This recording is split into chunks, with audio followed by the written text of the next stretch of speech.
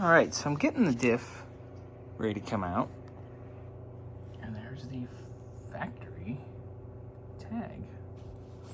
It's supposedly at a 3.0, so a 3-to-1 ratio, 3.00. Nice.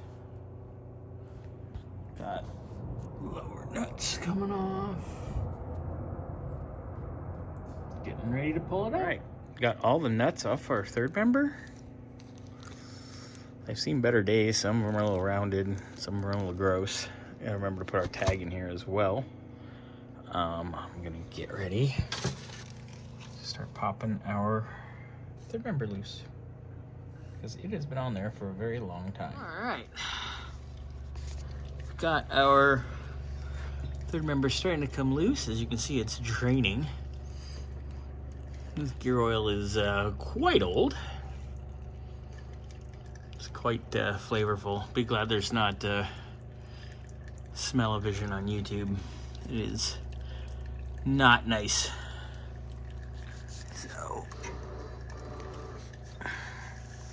just gonna get the pry bars back in there and move it out a little bit more so it drains a little bit quicker. And then we'll have our gear out. There we go. Stinky.